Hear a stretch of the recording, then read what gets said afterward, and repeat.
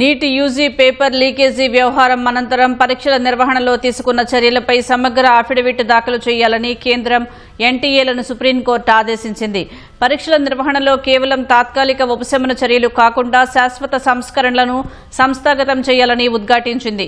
ఈ మేరకు అఫిడవిట్లో పలు కీలక వివరాలను పొందుపరచాలని సుప్రీం ధర్మాసనం ఉత్తర్వులు జారీ చేసింది.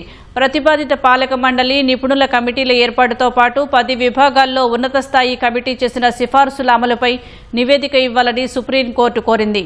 పరీక్షల భద్రత, పర్యవేక్షణ, విజిలెన్స్ కోసం కొత్తగా నియమించిన అదనపు డైరెక్టర్ జనరల్స్ పాత్ర, వారి పనితీరును వివరించాలి అని కేంద్రాన్ని ఆదేశించింది. పరీక్షకు ముందు, పరీక్ష సమయంలో, ఆ తర్వాత తీసుకుంటున్న జాగ్రత్తలపై పూర్తిస్థాయి స్టేటస్ రిపోర్టు సమర్పించాలని కోరింది.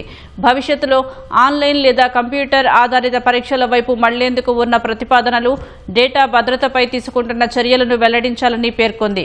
కేంద్రం ఇంతకుముందు దాఖలు చేసిన అఫిడవిట్లో ఈ కీలక అంశాలు లేవని సుప్రీంకోర్టు అసంతృప్తి వ్యక్తం చేసింది.